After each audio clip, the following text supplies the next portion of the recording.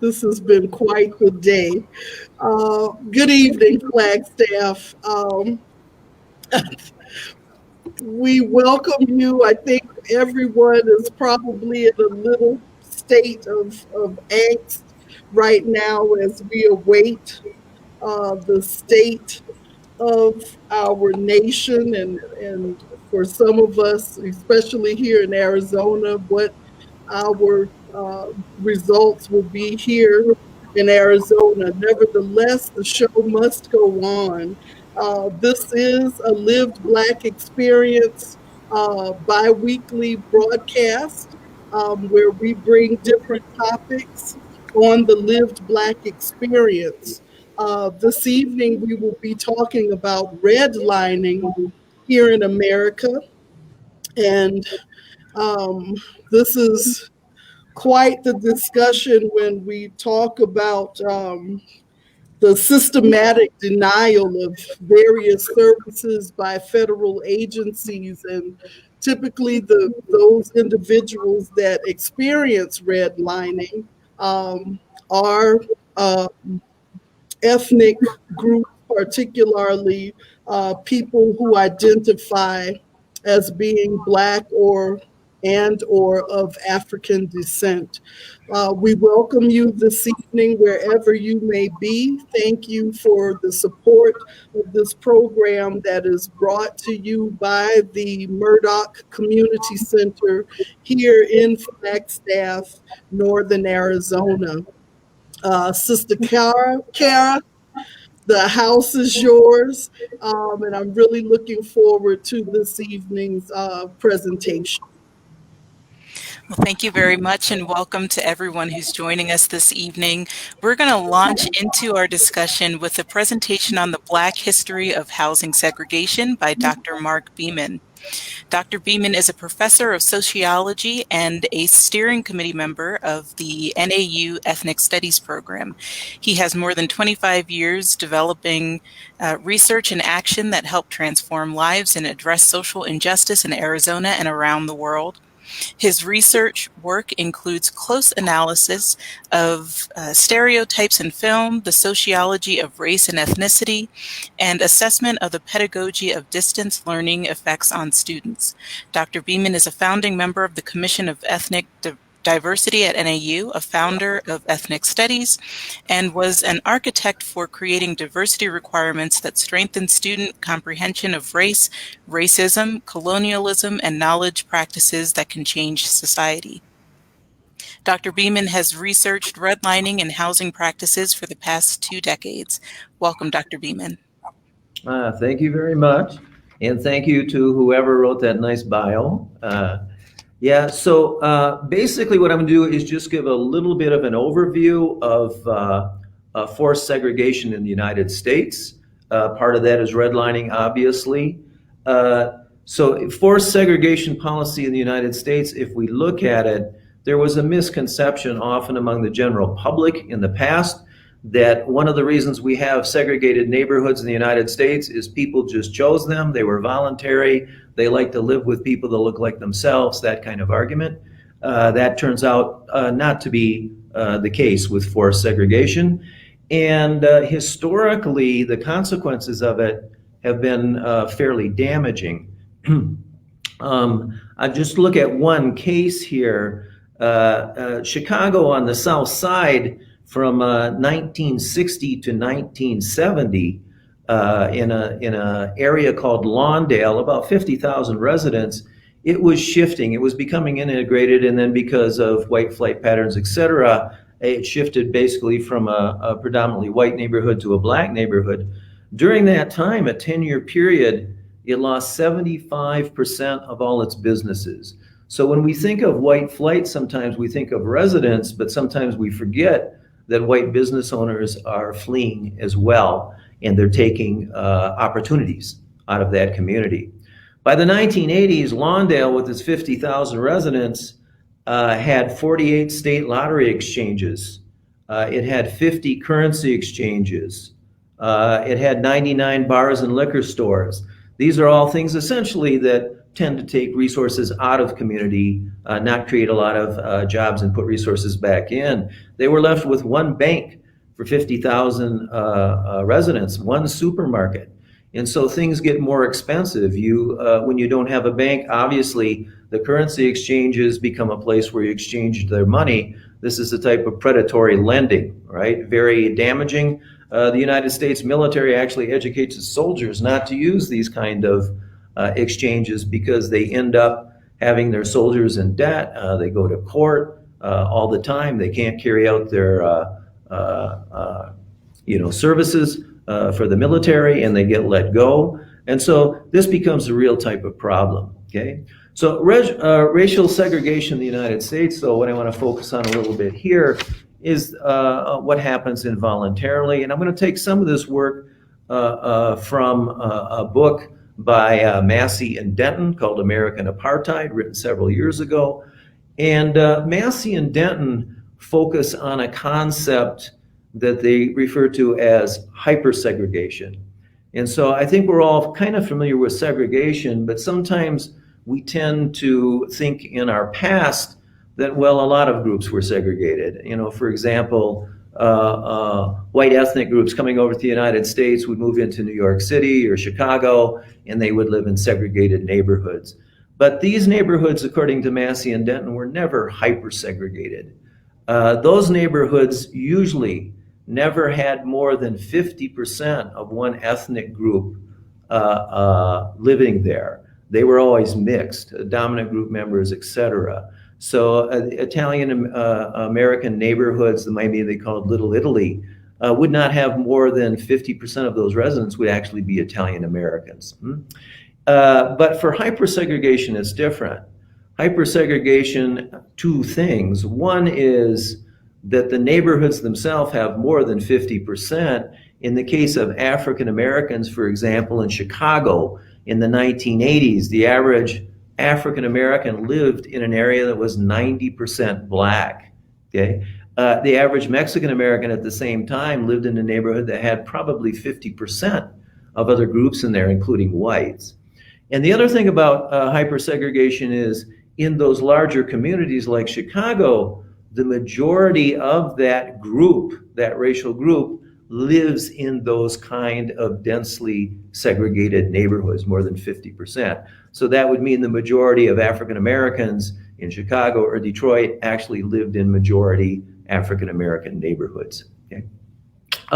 What these tend to do is, particularly because they limit resources in many of these communities, and I'm talking about the urban type of segregation now, that it removes people from good schools, from job socialization. It removes them in such a way that they suffer in things like standard achievement tests, etc.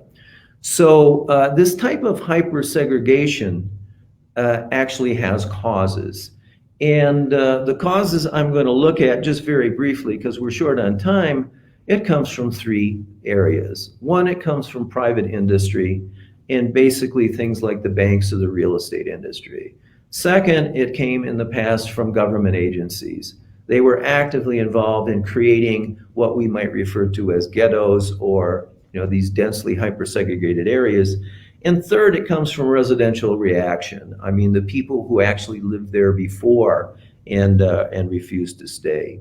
So if we look at this policy, according to Massey and Denton, only two groups historically in the United States have truly been in this urban setting, this forced segregation, hyper-segregated. And one would be African Americans, and the second would be Puerto Ricans who get identified as Black. So it's a fairly, their study is a fairly concentrated study. From 1890 to 1930, we saw a lot of migration coming from the South, African American migration up until the North, okay, in the United States. And in terms of resident reaction, when that population got fairly sizable, a lot of violence. And here we have residents reacting in a very violent way. Places like Chicago were noted for this. Some of that violence included riots. Sometimes it was ransacking homes. Sometimes it was actually bombings. There were recorded bombings at this time. Sometimes it was people just taking a trolley from one neighborhood to another one to go to work and being attacked on a trolley, and sometimes it was actually organized gangs committing lynchings during this period. In terms of the resident reaction as well, there were neighborhood voluntary associations that were beginning to form, and they were usually done with the cooperation of local real estate boards. So these neighborhood voluntary associations had a past history of attempting to segregate, keep their neighborhoods segregated, keep African Americans out of white neighborhoods, basically, and other groups. And one of the ways they did this is we're going to see a tactic that was used over and over in private industry, but also in the government, and that was developing restrictive covenants. And restrictive covenants simply is a document that when a buyer buys a house, that covenant would be an agreement that you sign, and you would say, I will not sell my house to members of this national group or members of this racial group. Okay. The National Association of Real Estate Brokers also was instrumental in educating real estate agents across the country of this policy, and they instructed realtors not to introduce racial groups into neighborhoods, and I'll quote, whose presence would clearly be detrimental to the property values in the neighborhood. So what they're doing is they're training a population based on fear that somehow you're going to lose money or income or value if you have an integrated neighborhood. The first government agency to take this on in a significant way was called the Homeowners Loan Corporation. This was a federal program to promote homeownership because of the Great Depression. It was they're trying to boost the economy.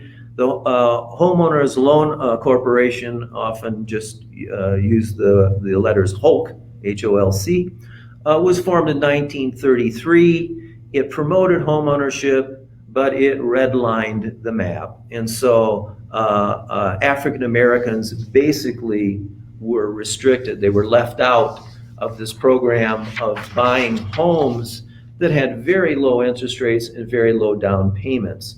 Hope didn't remain too long. By 1935, we had the development of the Federal Housing Administration, the FHA, which is still with us. From 1935 to 1950, here we see really the transition of having a city with older neighborhoods, African American in the neighborhoods or other ethnic groups as well, and whites moving further out, eventually becoming the suburbs. Okay? So the Federal Housing Administration, same as HOLC, they lent money, loan down payment, low interest loans, and people could buy the house, but unwanted applicants listed by the FHA, the federal government, included, quote, the infiltration of inharmonious racial and national groups, okay, code words basically in most places for African Americans and the Jewish population itself as well, and what was called incompatible racial elements, putting African Americans in neighborhoods that already had whites living there. So they borrowed this redlining guidelines basically from the previous administration's HOLC institution. The FHA itself also offered sample restrictive covenant forms when they sold the homes. And so here what they were setting up was, instead of writing actually in every neighborhood who they thought was going to be encroaching on that neighborhood and seen as a threat ethnically or racially, they would give blank restrictive covenants, and when they sold the home, the realtor could just help you, or the banker could help you just write in the name of whatever ethnic group was in your city that you didn't want living in the neighborhood, and that kept the segregation alive. Okay, it's estimated that during this period, 80% of all available real estate in Chicago and Los Angeles was restricted from African American ownership or Jewish ownership. Okay, so we're talking about a tremendous restriction here that is forcing people into basically smaller and segregated areas.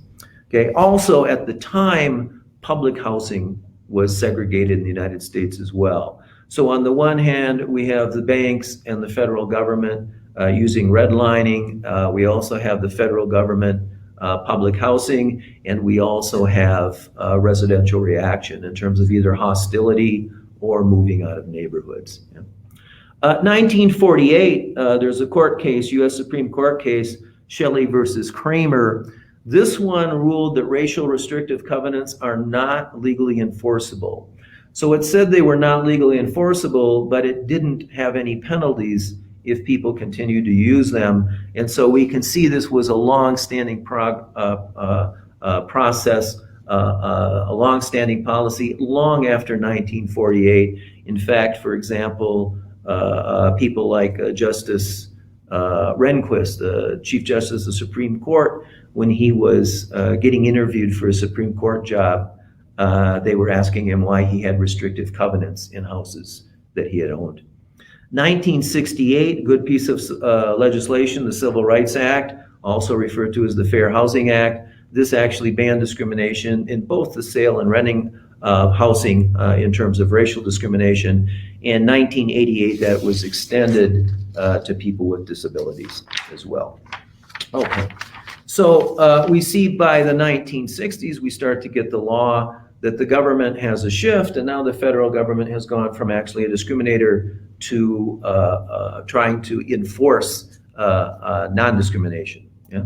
But mechanisms continued after that period that kept these neighborhoods that were originally created through redlining still segregated, and some of those policies or strategies are still with us today. One of the policies still with us today informally is still redlining, and this is done through private banks, no longer through the government. And so banks won't give loans based on race in certain neighborhoods. Here, the banks have a policy long of denying this, but once in a while, enough evidence comes to the fore that they'll get caught and have to pay some kind of fine. A second type of policy that helps maintain that racial segregation in the United States that we still see that can be detrimental to people's resources and lives is racial steering. This again is illegal, but real estate agencies show different homes, we note, to different people regardless of their income and the houses they're looking for based on the race of the buyer. This continues to this day, not as prominent as it was in the past, but we'll take a look at least one example a little later. A third policy is blockbusting. Blockbusting is where real estate agents or real estate speculators deliberately try to instill fear into white residents in the neighborhood. So for example, if the neighborhood is partially integrated, the real estate agent or speculator will come to white owners and say your property values are going down, your neighborhood's integrated, you have people from other racial groups moving in, and if they can get the white owner to believe that fear, they'll sell their home at a low price to the speculator, and then the speculator will sell it to a higher price to somebody who's non-white, a person of color, and then go to the next white neighbor and try to do the same thing. Okay. Also, as we said, resident reactions, very important. Here, white flight, a common problem in the United States.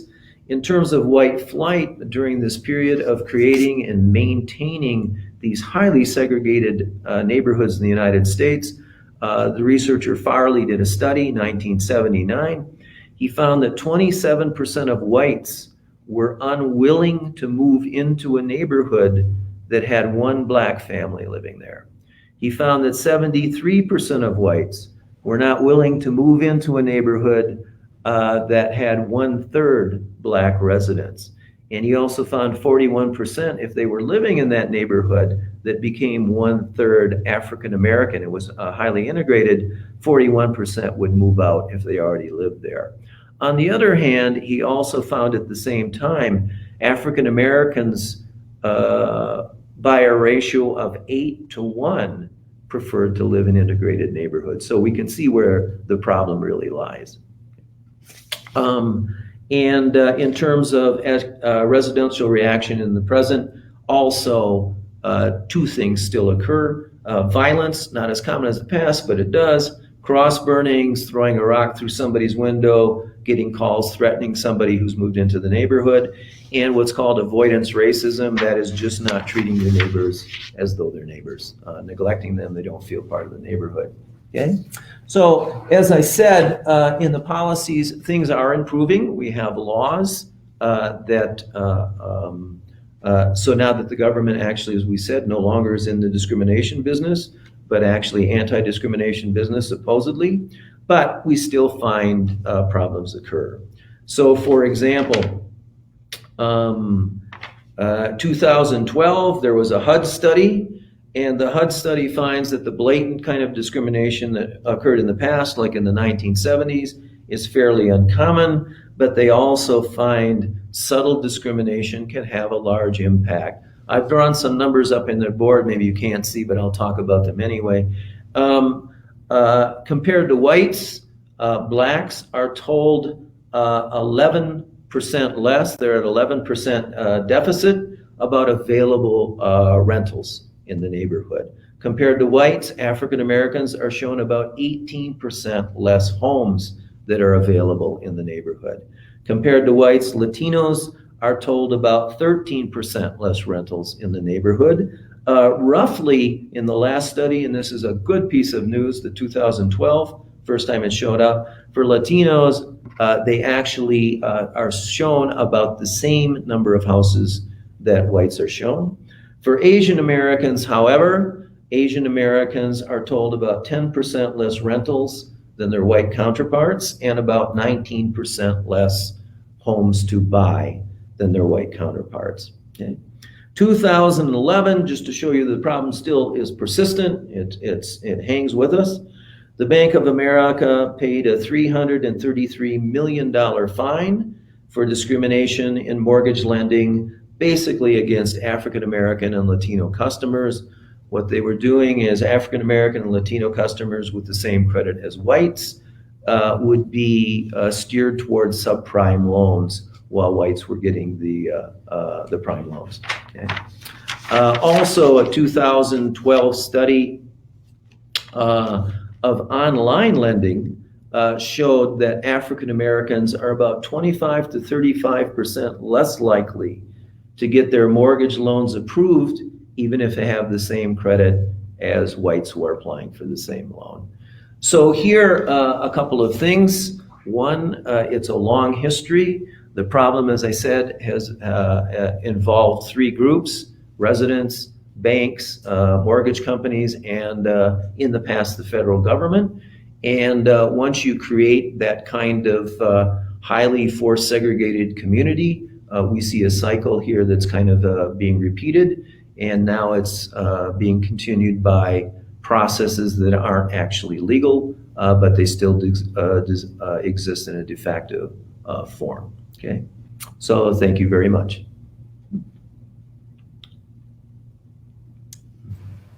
Thank you very much, Dr. Beeman, for that presentation. And as a reminder to our audience, as always, if you have questions for Dr. Beeman or for any of the presenters this evening, we invite you to post those in the comments for our upcoming question and answer period.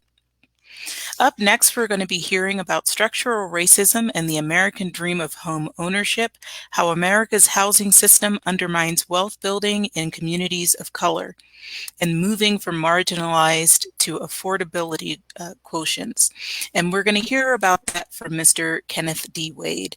Mr. Wade is the current board chair of the North Carolina ACLU and former chief executive officer of NeighborWorks, America, where he oversaw the multi-million-dollar grant programs and training activities that support a national network of more than 235 affordable housing and community development organizations.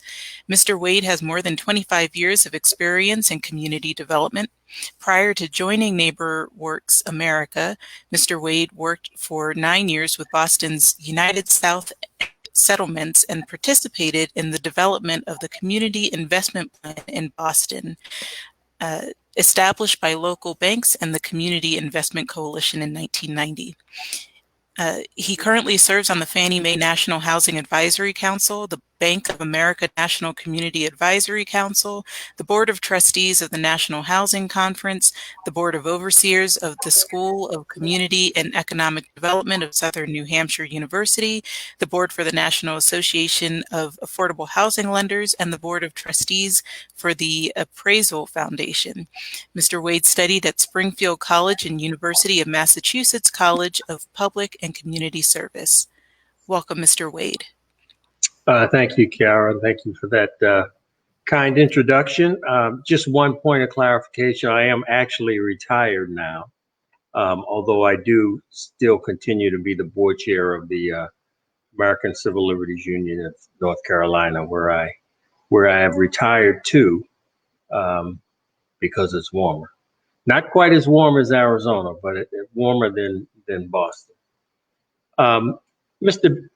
Professor Beeman did a good job kind of outlining some of the effects, governmental effects, that have contributed to the challenges around housing, and particularly housing discrimination and access to affordable housing that continue to plague us today. I just want to touch on one other aspect that Mr. Beeman didn't mention, a government program that had, pretty significant negative effects in many of our urban areas, and that was urban renewal. And that was a program that was designed to address blighted areas in the urban communities. And essentially, the local government, through its redevelopment authority, would declare a neighborhood or neighborhoods blighted. That would give them the authority to go in, seize properties by eminent domain, knock them down, and replace that housing with housing that was supposed to be better. Now, in many communities, that urban renewal activity was concentrated in communities of color, particularly African American communities and Latinx communities, particularly in the Northeast and Upper Midwest. And it became more euphemistically known as urban removal because it displaced hundreds of thousands of families who lived in those communities, many of whom were actually homeowners, even though it was a challenge to become a homeowner in many locales. People did struggle and achieve the dream of homeownership. I think everyone is pretty clear on the importance of homeownership.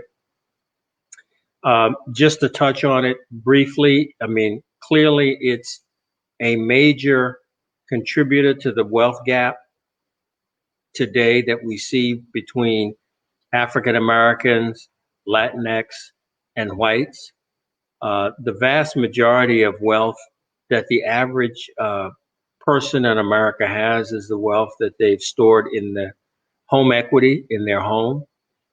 It deprives families of the opportunity of using their home to further enhance their movement up the economic ladder. In many cases, homeownership equity is tapped to help people start their first small business.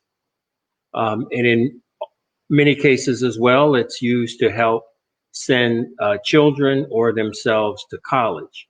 And when you think about the three major wealth building tools available to the average person, it's going to be obviously owning a home, increasing your educational ability so you can enhance your earning potential, and starting a small business.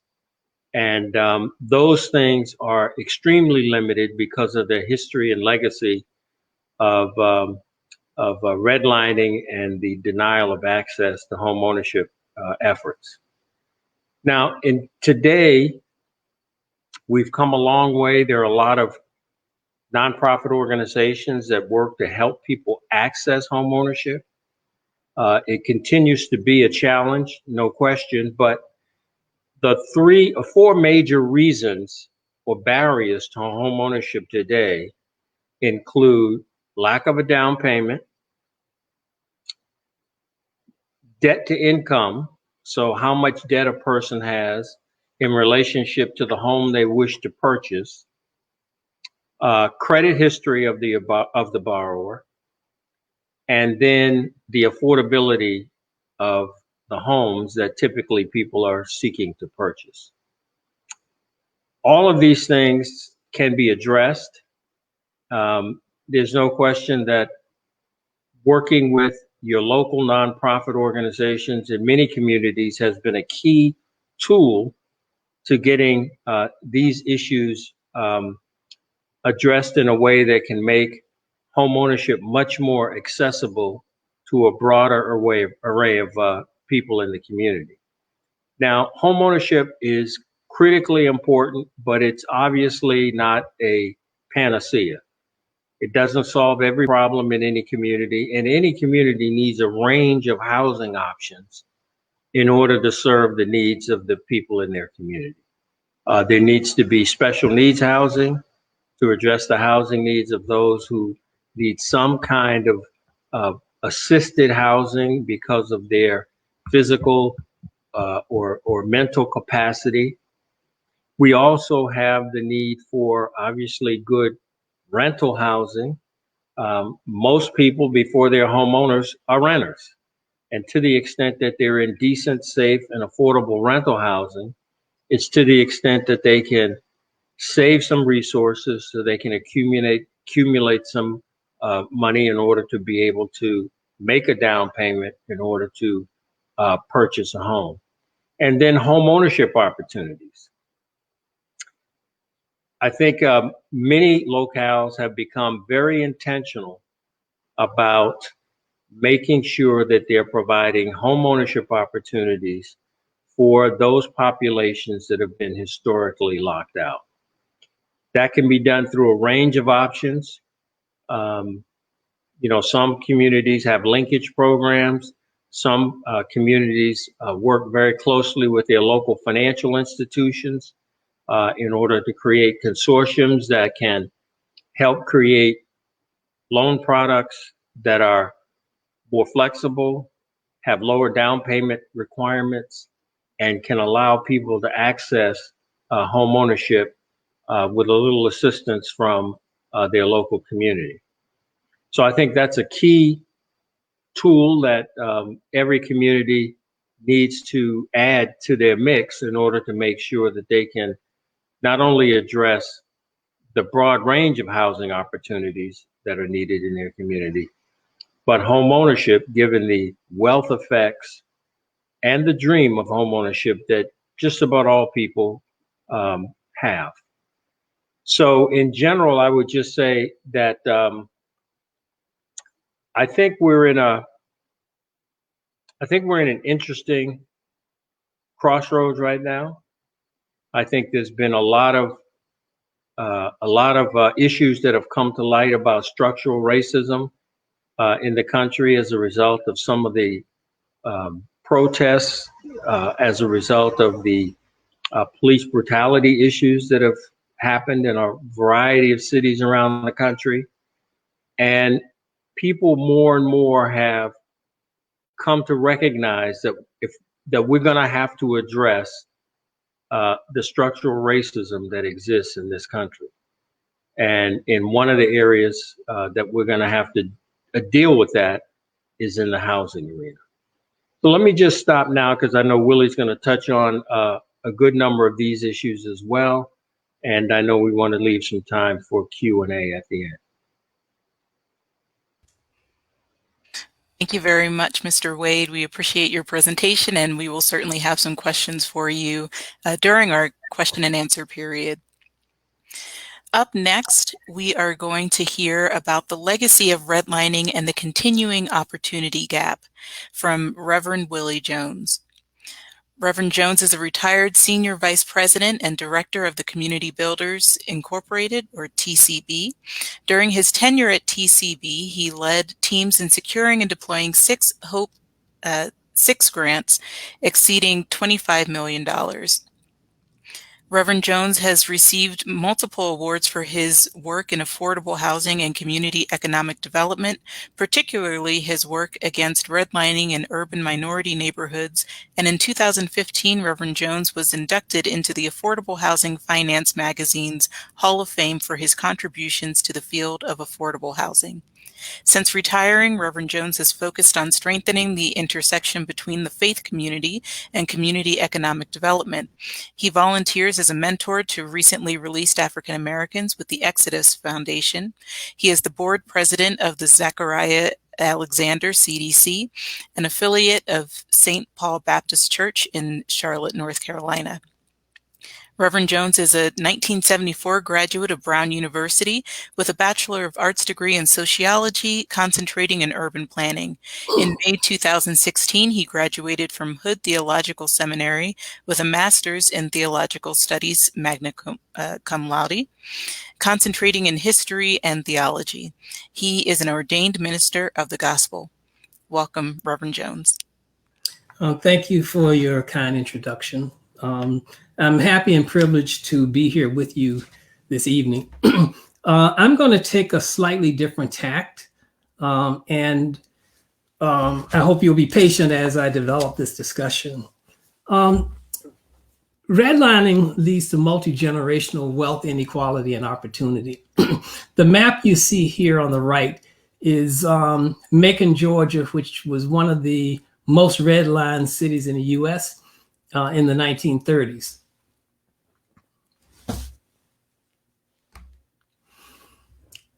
To start with, racism has played a starring role in U.S. housing policy. And the U.S. housing policy from the 1930s to really to today has had three primary drivers. The first, to keep Blacks out of white neighborhoods. Second, to court white voters. And third, to stimulate the economy. So let's be clear. Redlining is segregation. It's a nicer name, but it fundamentally is segregation. And so the availability of the American dream for some has, for the entirety of American history, depended crucially on the denial of the dream to others. So the quality of services one experiences in the United States is largely a function of the neighborhood in which a person resides. Local governments have generated segregation along race and class lines. They strive to protect property values and exclusive access to high quality public goods. The preferences of white property owners have been institutionalized through the vehicle of local land use policy, shaping residential geography for more than 100 years. In the early part of the 20th century, when cities began their rapid ascent, local governments systematically institutionalized discriminatory approaches to the maintenance of housing values and the production of public goods. They created segregation as a policy. And let me just add a footnote here. Two references I strongly suggest are Jessica Trustein's Segregation by Design, Local Politics and Inequality in America. They're very good books that go into a lot of detail on the history of segregation as a matter of public policy and city policy. You couldn't have segregation without local government. And local governments primarily were the drivers of segregation prior to the Great Depression. The quality of services that were available in most of the cities were essentially carved out for white landowners supported by land-oriented businesses. And so there were a series of maneuvers to keep property interests and public benefits insulated from change. And that's been the case since from really the turn of the century through today. Land use policy has not changed dramatically in major US cities in terms of its intent. And I can go into more detail in terms of things like the use of zoning and deed restrictions and so forth. So the battles over urban over the control of urban space have always been the primary driver of city politics. Tonight, I want to focus on racism, segregation, and redlining, and that they have a multi-generational impact on income and asset accumulation. Racism is at the root of income disparity since the Jim Crow era, and wealth disparity has increased since the passage of the Voting Rights Act and the Fair Housing Act. And redlining is more than mortgage and credit discrimination. It also includes schools, public services, neighborhoods, and it includes where we place today public housing, where we place public service housing, and where we put institutions. The results of income disparities really since the Civil War, but let me focus more on people my age who were born between 1950 and 54. If you're born in the US between those periods and you're white, you'll earn approximately $1 million a year more than an African-American male. And if you're a white woman, you'll earn about $200,000 more per year over the course of your life. Now, obviously, women get paid, women's oppression, they get paid less opportunity for jobs. And if you look at the period here, we're talking about people who were born between 50 and 54, was long before the women's movement matured.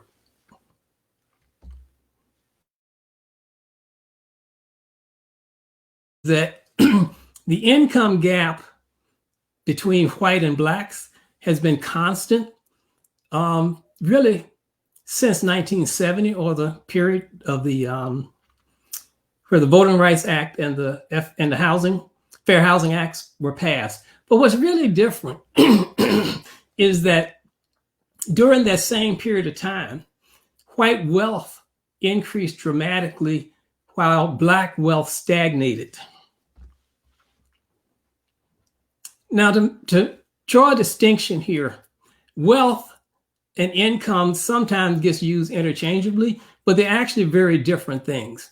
Wealth, unlike income, it represents a stock of assets minus outstanding debt that's accumulated over time. So among other things, wealth provides retirement income, protection against short-term economic shocks, and security and social status for future generations. There are families such as seniors who are retired with low incomes, but they have high levels of wealth, and other families such as young professionals with high incomes and low levels of wealth.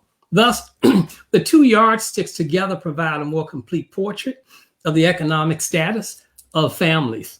And if you notice here, it's a graphic from 1984 to 2011, that 25-year period, where it shows black net worth or wealth being relatively stagnant, while white net worth went through periods where there was significant increases, even though it came back down as a result of the 2008 recession. But it's still, again, significantly higher than black wealth. And what does this mean? What it boils down to is the ability to acquire and control assets like real estate. So in this case, and I'm segueing here to the Voting Rights Act and what has happened since the passage of the Voting Rights Act and the Fair Housing Act. The Fair Housing Act was passed in 1968, and that's the red vertical line you see. But we'll notice here that from 50 to 70, despite housing discrimination in the US being legal, that is, we lived in Jim Crow through that period, American blacks were able to increase their home ownership rate. And that number, that 1970 number, is 20% higher than the 1950 number. But 50 years after housing discrimination was outlawed, the black home ownership rate is essentially the same today as it was the day the Fair Housing Act became law. I stuck Arizona in there, which is the yellow, 4%, something like that. But to just also show you that some places like New York, you'll have lower home ownership rates, obviously, because of the concentration of rental housing in the city. In places that are rural, like Mississippi, you will end up having a higher concentration of home ownership because you don't have rental stock in that particular universe. But this really tells the story. Racism, segregation, and redlining really does equal no wealth. In this graph, we look at home ownership rate by household income in 2017. I didn't update it for 2020. Actually, I couldn't find that data, but I think it tells a pretty consistent story that there's a gap between 30% and no lower than 22% for people who are working. So if you're making less than $25,000 up to $100,000, which would cover basically your working class and middle class. Reverend Jones, yes, I am so sorry to interrupt you, but we are not seeing your slides advance. We're still on slide 1. I'm not sure if your presentation is up on screen. You might need to drag it over the slide deck.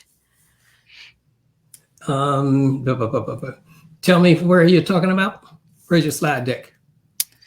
So the slides are showing on the left side of your screen, but we're not seeing the full presentation. So if you want to maybe just click through on the presentation.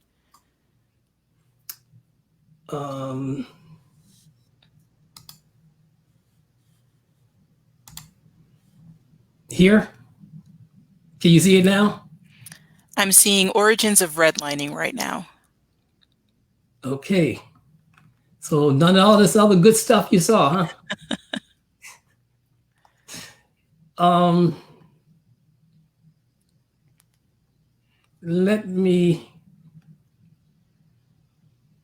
Okay, what are you seeing now?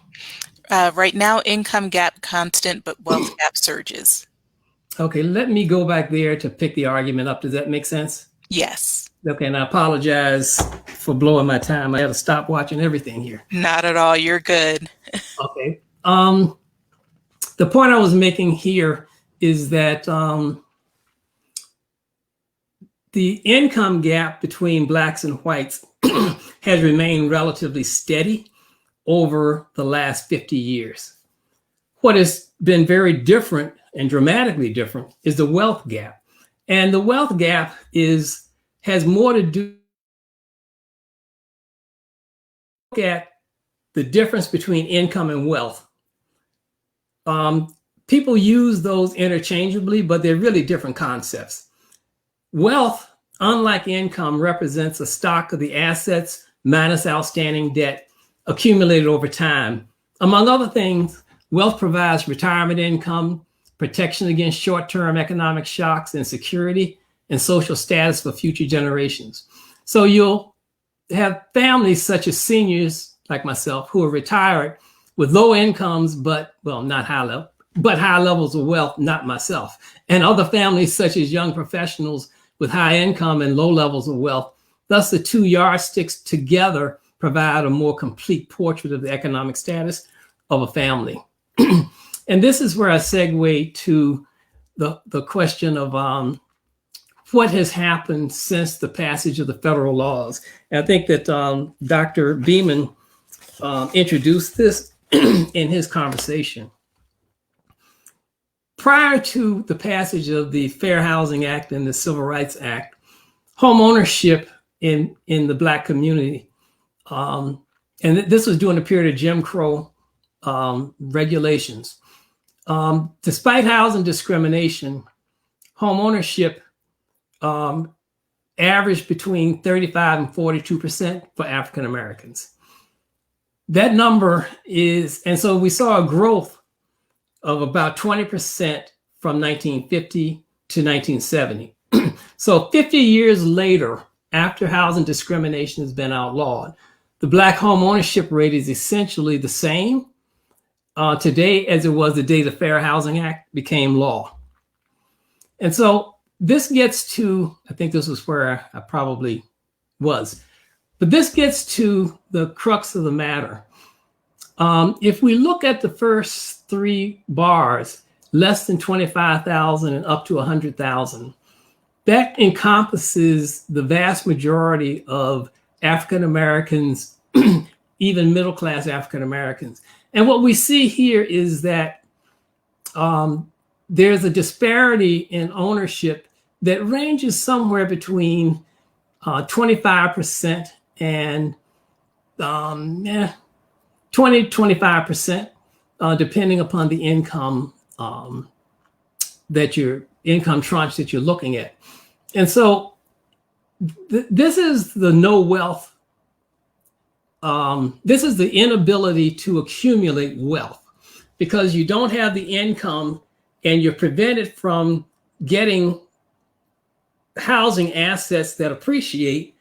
And so you can't increase your wealth, but then you have a lower income. And so you have more difficulty even getting those housing.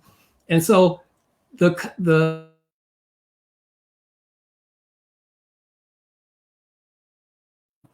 inability to accumulate wealth. And so the combination of reduced access to good schools, reduction in school programming in poor districts, less access to good paying jobs lead to a lifetime of lowered earning potential and inability to create wealth. So let me segue a little bit and add a little bit more depth to one of the things that Dr. Beeman had raised. How did we kind of get to this place where redlining is institutionalized?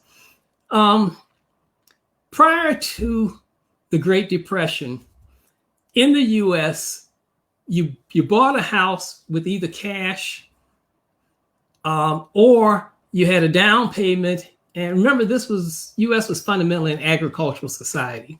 So you had a down payment, you went to the bank and you got a balloon loan. And those balloon loans typically were 5 years or less. And so if you had a good crop, you go in and you pay off your balloon loan and you own your house. Or, if it's a 2-year balloon, maybe you pay it off in 2 years or whatever the case may be. But with the advent of the Great Depression, the Great Depression also coincided with a drought. So you had a lot of agricultural distress that people were feeling across the country. And so foreclosures were averaging about 20%, that is about 20% of the houses in the country, about 25% actually, were eligible for foreclosure.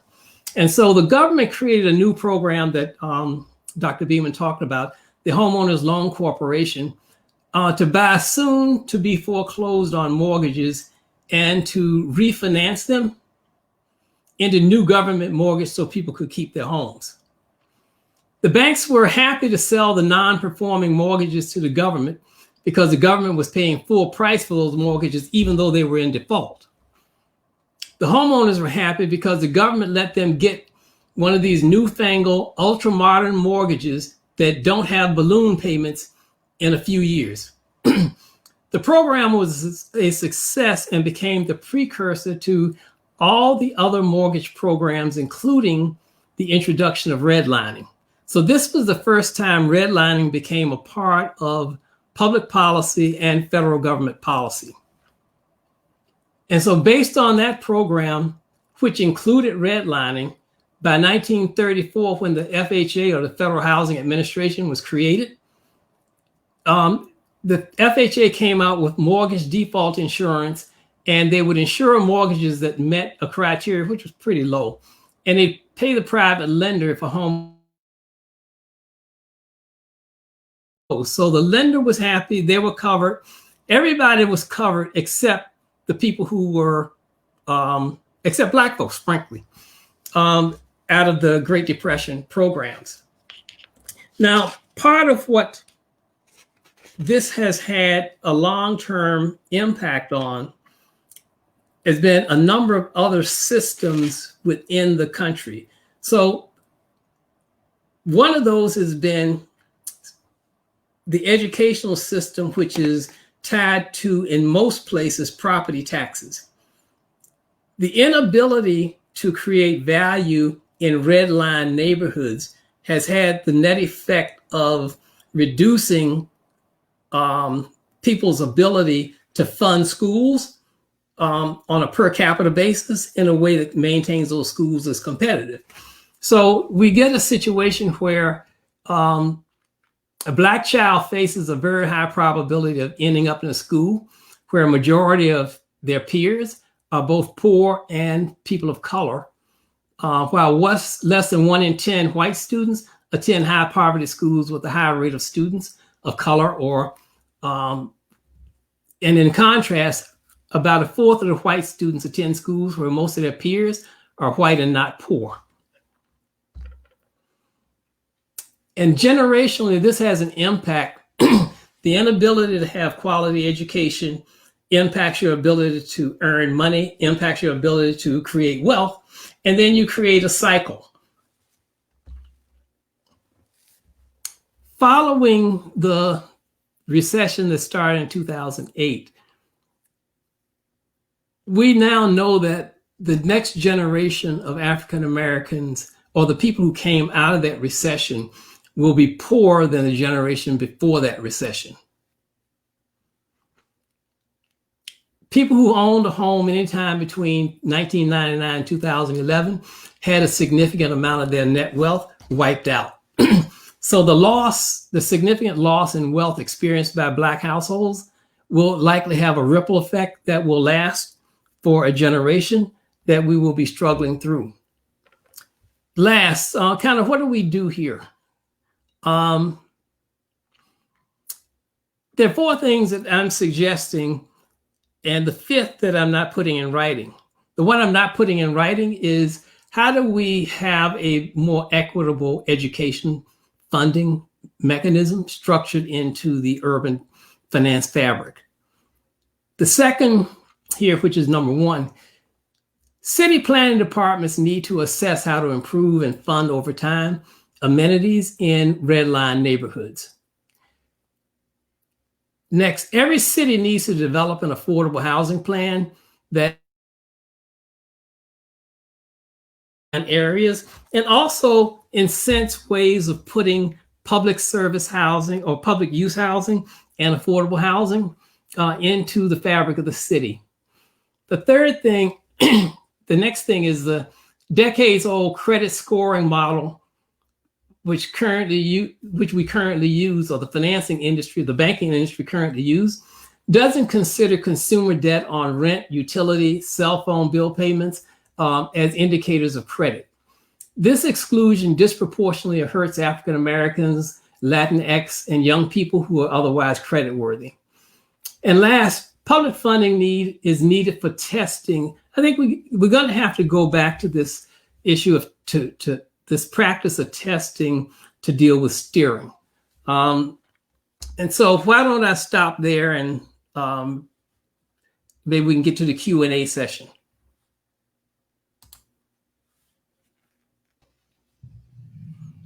Absolutely. Thank you very much for your presentation, and thank you for your flexibility and getting us back into your slides. I really appreciate that.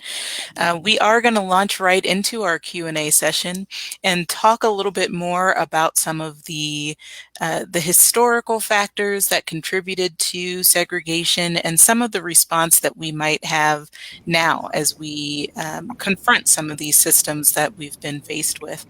So I'll start with a question for you, Dr. Beeman. One of the things that often comes up is the idea of de facto segregation and de jure segregation. Can you break down for us a little bit the distinction between those two? And what does our understanding of those terms tell us about how we perceive the idea of institutional or systemic racism and the history of segregation in the United States? Yeah, in part, I believe that was covered well by the other 2 speakers as well. The de facto basically is Jim Crow. I mean, in terms of the US South, it was Jim Crow. They had a different system in the West for Asian Americans, et cetera. but, or sorry, excuse me, the de jure is basically Jim Crow, right? It's legalized segregation. So the de facto just means it in fact occurs. And if it in fact occurs, it may be occurred in an illegal way, or maybe it's in a legal way just because of old norms or standards that people have, right? So that part of your, that was part of your question. The second part was? Basically, what our understanding of those terms does or tells us about how we perceive the idea of institutional or systemic racism and the history of segregation in the United States. Yeah, they both can be institutional and systemic, whether they de jure or de facto, right? So the first one is just saying the segregation is illegal to do intentionally. But the second is, as Reverend Jones pointed out, that once you get that redlining policy in there, it's going to last for generations. And it affects other institutions as well. So as he properly pointed out, education is a big factor here that's going to be affected. Also, healthcare is going to be a big factor. Transportation is going to be a big factor. So my second question for you is just going back to some of what you discussed in terms of the fear of integrating communities.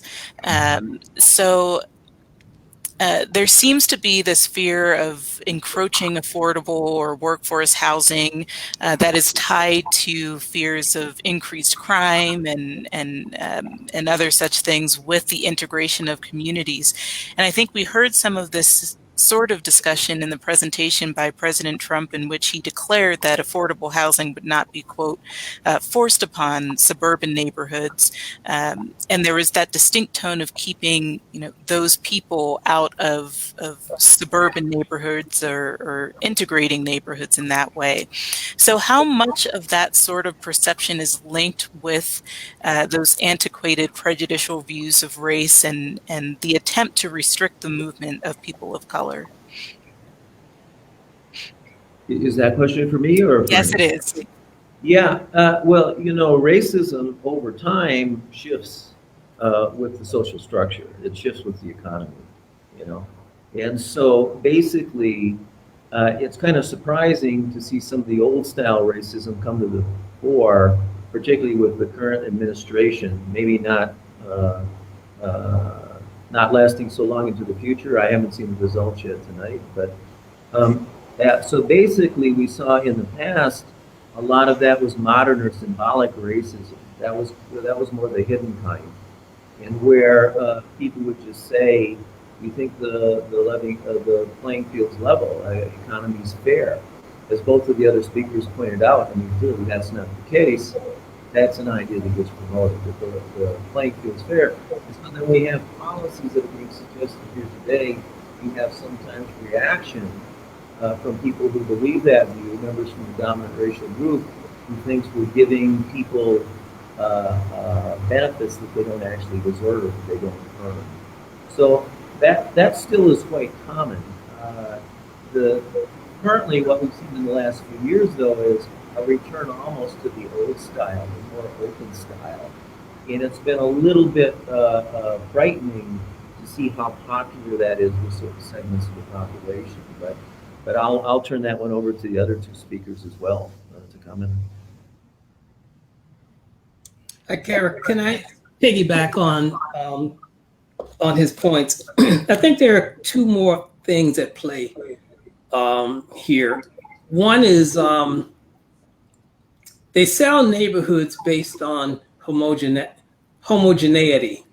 That is, having a homogeneous neighborhood is considered a more stable neighborhood, and that's what realtors. That's in the realtor's Bible. That is, if you look this way, talk this way, etc., I can bring somebody who looks and talks like you in, and you'll be happy.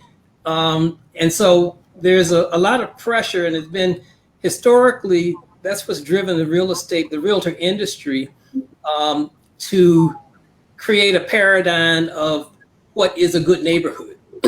And so that paradigm is still part of what it's kind of planted in institutions around. The second issue, though, that we can't lose sight of is that there's still this sense that, not sense, there's still part of the American thinking that Black folks and people of color are de facto less than white folks. And so and this has gotten more exacerbated as economic times have gotten more critical. And so I think part of what you're seeing in the community development environment is, and I think this is what part of what Mark was talking about, you're seeing a renewed push against anything that is different. And so you would have thought that an elderly housing complex for old white ladies would be acceptable, but those things are having trouble getting through zoning. The whole notion of differences is something that people are getting more and more afraid of. Yeah, absolutely. Mr. Wade. Sure, I was going to say one tool that we didn't get a chance to talk about is the Community Reinvestment Act, because that was implemented as an attempt to remedy the redlining that had been pretty well acknowledged and accepted as a problem. And the one good thing about the Community Reinvestment Act, it does provide an affirmative obligation for financial institutions to make credit broadly available to the geography that they serve. Now, one way that communities can get a handle on where they stand in this regard is to do a home mortgage study to see who's lending in their community, who's taking deposits in their community. And for those folks who are not doing much, it seems to me that's the basis for a very good conversation with those institutions that may not be doing their fair share in making credit broadly available. And I would say all of this information is publicly available, so it's not difficult to access. Typically, in a lot of communities, actually local colleges are the ones who end up providing the resources to help a community get their arms around how financial institutions are doing in that regard. But, you know, it's so accessible now. I mean, community groups have developed the capacity to do those studies themselves. And it'll tell you who's lending, what they're lending for, who they're lending to in terms of race and ethnicity. And that gives you the basis to have a conversation with folks who don't seem to be doing all that they should be. Thank you all. I want to hop to a question that we just received from an audience member, which was, are there any examples of homeowners actually banding together to intentionally create a diverse community? If so, how have they accomplished this, and how have such efforts fared over the longer term? And I'll throw that out to anyone. There have been examples of intentionally creating mixed race neighborhoods. The ones that I'm most familiar with are all at least 20 years old. I don't know of any that have been started since the 80s, maybe the early 90s. It was a trend for a period of time. The problem you run into now is people who are buying homes aren't typically developers of homes. Okay, so the capital required to get a piece of land that's big enough to create a community on, and then to get it designed, get it through zoning approvals, et cetera, is more than most individual buyers, even when they band together, can come up with. And so that's been the kind of technical bottleneck in terms of getting that started. I think if housing prices had not escalated so dramatically as they did over the last couple of decades, we may have more examples. But I think the just pure cost of land and the processing, visit a couple, but my age doesn't allow me to remember the names of them.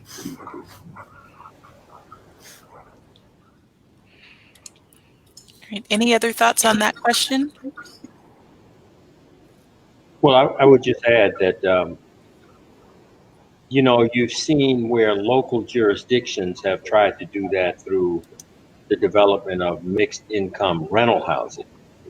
Yeah. But again, it's not the residents themselves banding together. It's being driven by a local jurisdiction, hoping to create a mixed income, mixed race community, and that's typically rental housing, where those examples that I'm familiar with have occurred. All right. Well, thank you guys very much for those answers to that question. Mr. Wade, I want to go back to some of the discussion that you had about urban renewal programs and the use of eminent domain in so-called blighted communities. It seemed as though you very clearly linked the disparities in and denial of access to home ownership and the restricted access to wealth development and economic growth. And so we're wondering if you see such programs and the disparate impact of such programs on communities of color as indicative of continuing issues of institutional racism in the country. Well, I would say in large part, the large urban renewal efforts have somewhat gone by the wayside. And so you don't see the same extent of urban renewal that you saw back in the 60s, when it was pretty common in just about every major city had an urban renewal program underway.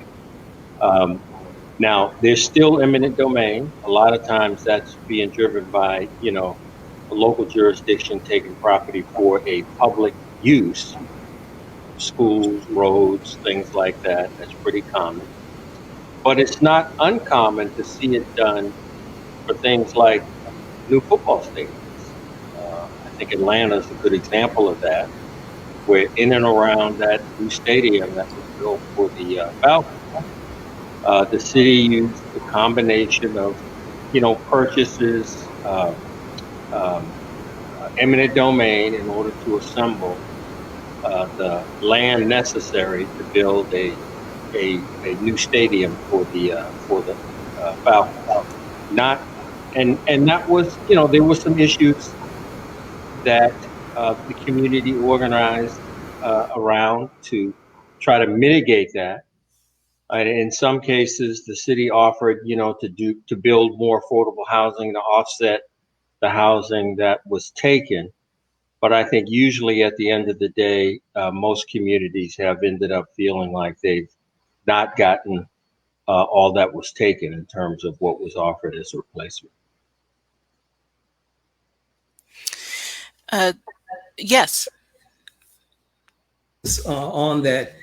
One is that urban renewal, if you kind of look at the landscape, urban renewal took poor people of color further away from the urban core.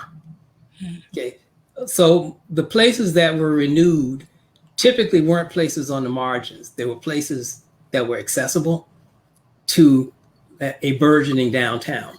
And so we can't lose sight of the fact that that was part of local, even though the money was provided by HUD, it was part of a local development strategy. Is the first point. I think the second point about urban renewal is that the foundational piece of urban renewal in terms of the finance is something that we need now. And what do I mean by that? The problem with urban renewal was that it removed people without a relocation plan, without a way of them reintegrating into neighborhoods in a supportive way. However, the whole notion of acquiring land and then programming it is one of the few ways that municipalities can drive the creation of affordable housing. Okay, so and the way that urban renewal, the philosophy is that you make this investment here and then it's paid off over time, kind of like tax increment financing. And if you think about urban renewal financing from that perspective, where you pass a bond issue, acquire significant enough property to create a neighborhood space, then from a public policy perspective, you can program that. It's one of the ways that you can get service housing, affordable housing, home ownership and rental in together. And I think that's something that can be done now, but it's the urban renewal financing mechanism, which is still on the books. With that idea of urban renewal and just the idea of displacing people, we had a recent conversation with members of the Flagstaff community about housing and race, space, and segregation, and a question came up from the audience about the idea of gentrification and whether or not that was really, the question was, what is it? And how is it both a positive and a negative in historic communities of color?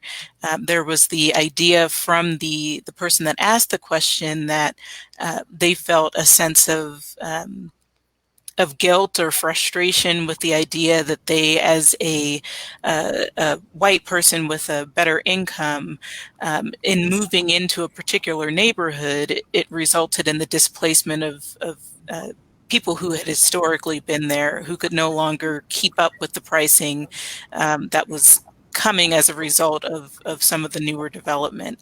So I'm wondering how much we see that as a trend of modern segregation or of modern initiatives that are looking to help in these situations, but are at the same time displacing those historic communities of color or creating those issues of displacement or further disparities.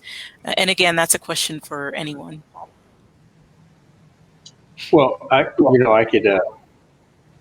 speak to that a little bit in this regard. I mean, I think the issue of gentrification is an issue and a concern just about in every community in America, and some of it is just pure market dynamics.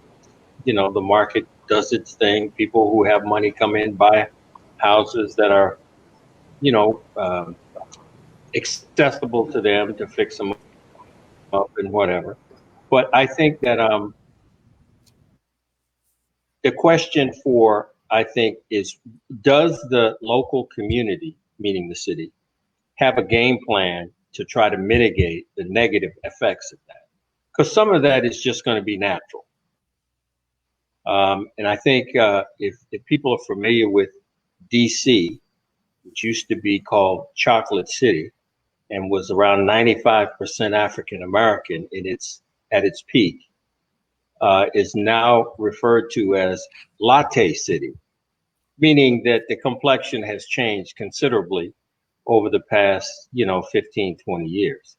And that's primarily an influx of young white professionals who bought up homes from a lot of African American families who sold their properties and actually moved out to the suburbs, moved out to Prince George's County, which is the county right outside of DC, and made it, I think at one time, it was the only predominantly African American county in the United States whose income was above the median income of the country. I mean, so that's kind of a displacement thing, that people left DC, went and created a whole new community outside of DC. But what cities have done to try to mitigate the negative effects of that is, number one, make sure that there are some resources, public programs to help seniors and lower income folks rehab their homes so they could stay, because that's one of the major reasons that people sell. They can't afford to rehab their property and bring it up to modern standards. So you have to have programs to do that. And then for any locales that have public land, you can prioritize the creation of home ownership and affordable opportunities for residents who live in the community. And, there have been some creative ways that people have attempted to do that, to keep people who would likely be the targets of displacement in their community. And then you can provide other kinds of subsidies, down payment assistance programs in order to get those people to purchase homes as well. Thank you very much. Reverend Jones, you talked in your presentation about the use of zoning and infrastructure to maintain some of the systems of segregation, and noted the connection of redlining and segregating practices to institutions and infrastructural resources like educational institutions and other common structures in communities. So I think as we are moving forward in this conversation, we have that question of what is the responsibility we have to confront these issues in infrastructure in particular within these communities? To kind of segue from what Mr. Wade was saying, you have to plan. That's been the missing component. And local politics and local government, there's always this tension of who gets the resources. And so what tends to happen is the people who have the least power get the least resources. That's the history that you're having to come to grips with. And so the institutional issues are no different. If you want a library in a neighborhood, if a city wants a library in a neighborhood, it has to plan a library in a neighborhood. It just doesn't, there are no like library seeds where you plant them and the library grows up.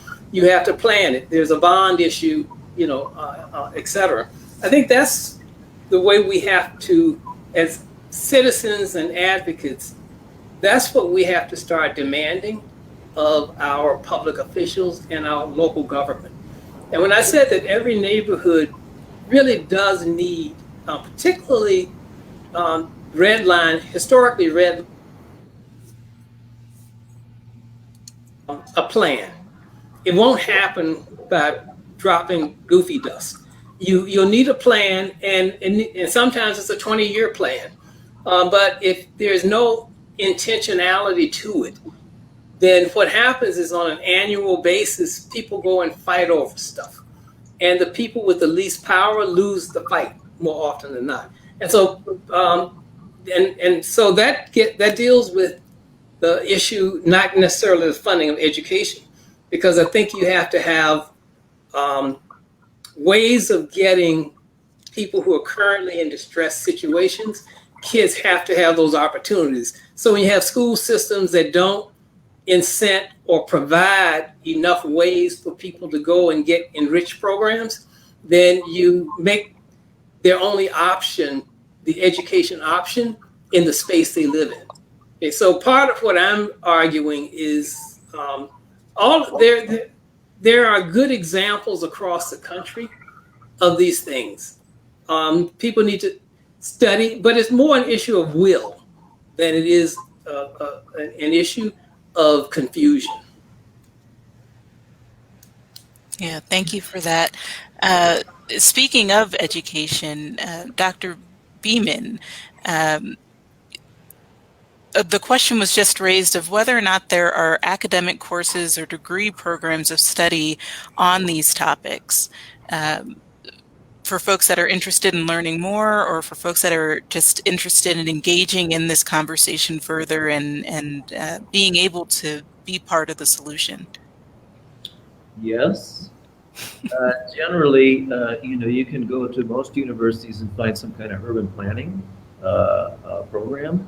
But here at NAU, specifically, some of the panelists you had here in the past that know the nuts and bolts of exactly what you're talking about urban planning here and affordable housing, like Dr. Ricardo Guthrie, Coral Evans, the mayor. But at the campus, there's that race, space, and segregation course. That is the place to start. And that will specifically take you into the Flagstaff area, look at local problems, and try to figure out how to deal with them. And in terms of what's already been said, I'll just repeat, a lot of what we're talking about here really is political battleground, right? As Reverend Jones has said and Mr. Wade has said, this is about, do you have resources or not, kind of to stake your claim in the city. If you look at the history of urban renewal, a lot of times it was major institutions like universities that were involved in displacing a lot of people around their area because they wanted to expand. You know? Or in the area that your two guests are from here, I think the islands off the Carolinas, both of you probably are quite more familiar than me, but being replaced with, golf courses. And so the people that historically had been deeded that land now are not being able to afford to live on it. And what happens, they're losing land ownership, they're moving across the bridge into the mainland, and then they drive back across the bridge and possibly work for these golf courses or other communities. So yeah, it's really a political battlefield. Mr. Wade, to come back to something that you said during your presentation, I found a lot of hope in the statement that you made, that these are things that can be addressed. And I want to go back to the idea of engaging housing options to address the needs and disparities in communities, particularly in communities of color. I'm wondering if you see it as a social responsibility of local communities to pursue diversity in opportunity, and then what might your everyday citizen do to battle historic disparities and denial of access? Well, I would say, and I think Willie touched on it as well. A lot of these issues get sorted out in the political arena. Most cities have a capital plan where they, talk about the capital improvements they're going to make over the coming period. They raise bond funds in order to do that. Many times that has to be approved by the local community. I'm not exactly sure how it's done in Flagstaff, but in Charlotte, we just had, in fact, I think 4 or 5 bond issues on the ballot. One was for affordable housing, actually. So there are ways that the local jurisdiction, through its own planning capacity, can raise the resources to address some of these issues. Obviously, citizens have to be at the table who have these kinds of concerns and make those concerns known to their local elected officials, who are the ones who typically end up putting the plans together. And, I think to the extent that your elected leaders know that this is of interest and concern and a priority for the city's citizens, it's to that extent that it'll get included in the plan and addressed, up to and including, the issue of creating a diverse community.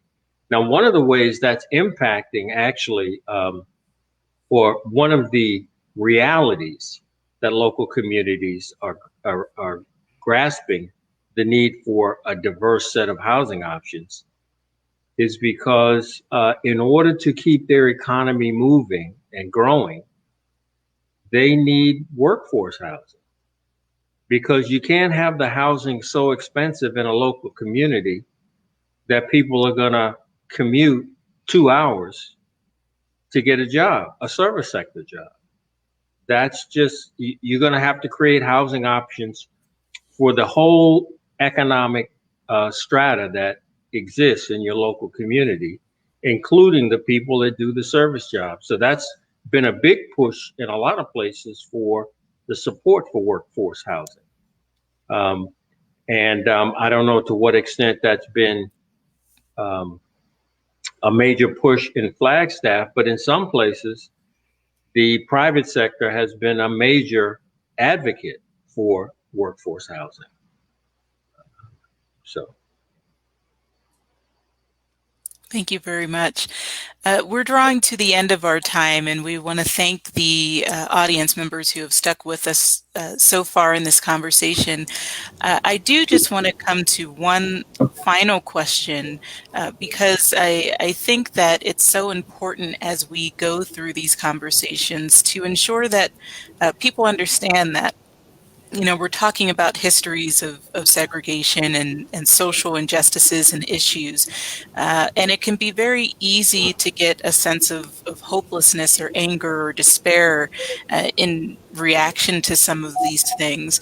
But when we're talking about now and how we can respond to issues of ongoing segregation and NIMBYism and things like that within our communities, I think it's important for us to have that, or to hold on to that sense of hope, that there are things out there that we can change and that we can move towards.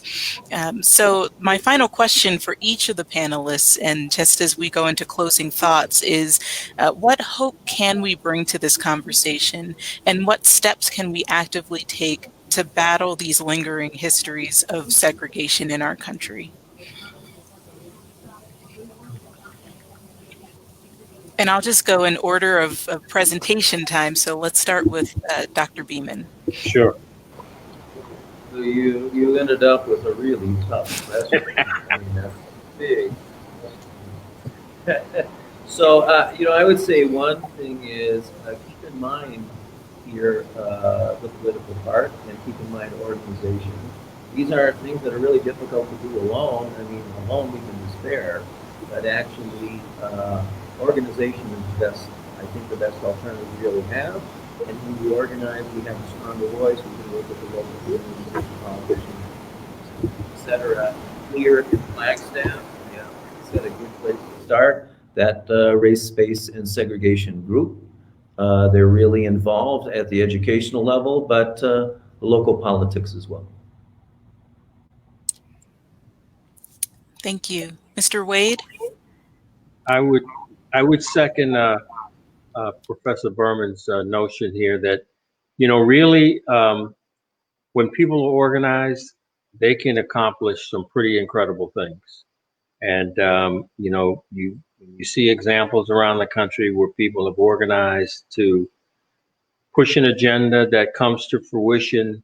I would say there's a lot of positive examples on where that's been the case. Thank you. And Reverend Jones? Yeah, I remain optimistic for a couple of reasons. I agree with Dr. Beeman and Mr. Wade around organizing and advocacy, but to add a couple of other points to that. I think first off, we're going to get more of an opportunity to do that because the economic foundation of the nation is undergoing a transformation. So this problem of affordable housing isn't just a problem of people of color anymore. It's now becoming more of a universal issue. Healthcare is becoming more of a universal issue. So the ability to bring people together is, I think we have more opportunities to do things in common than before. And I think that's part of how we can begin to break through the issue of racism and redlining and appreciating each other as humans. I think the second thing is these issues will manifest themselves in the fight for local government around resources.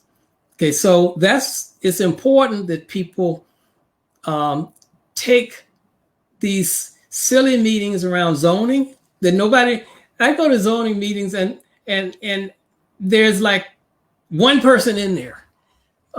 Those are things that people need to be educated about, because these things have a huge impact on what will happen in your neighborhood. And the third thing is we need to get to the habit of creating accountability and expectations that the government does actually serve us, that they're not doing us a favor when they put resources in the neighborhood. That's their job. And so I think the opportunities then for us to come together, I think, are greater. And even though I think the road will be a bit torturous, I think issues of race have to come to grips. We have to come to grips with that. Be more of an opportunity to do it in more places than we've ever had that opportunity before.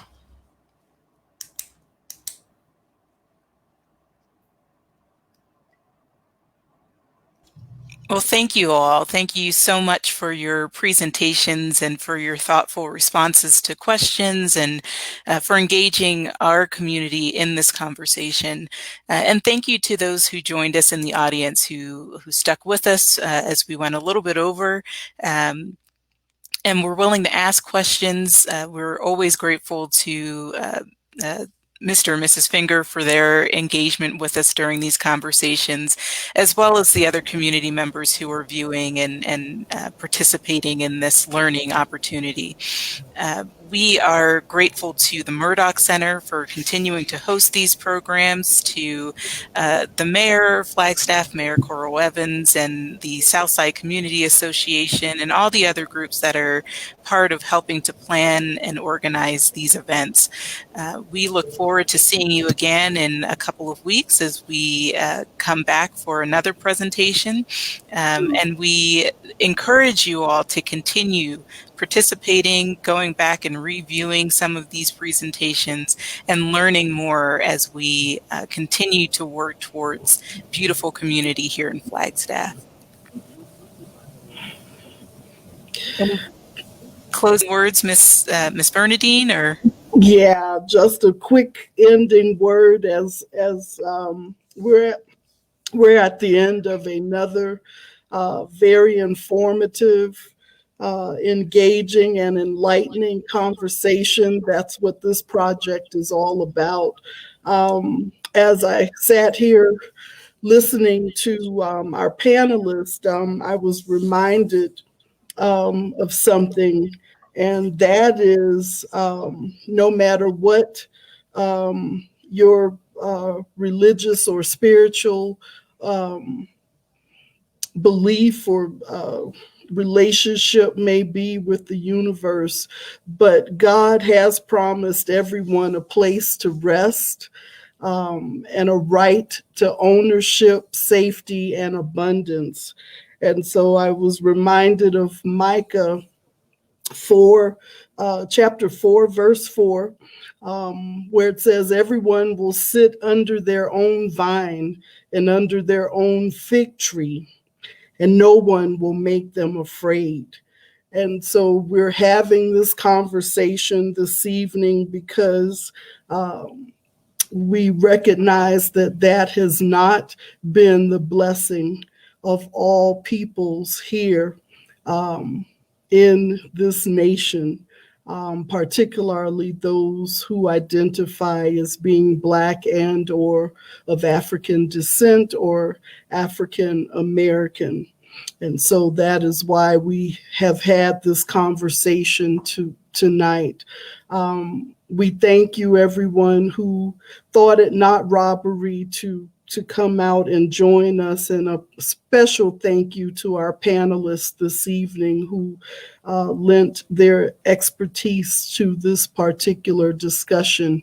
We'll see you again week after next, where we will be talking about Black Indigenous peoples as we approach that holiday known as Thanksgiving here in these United States of America. Until then, everyone, stay well, and we will see you in 2 weeks back at the same place at the same time. Thank you, everyone, and bless you all.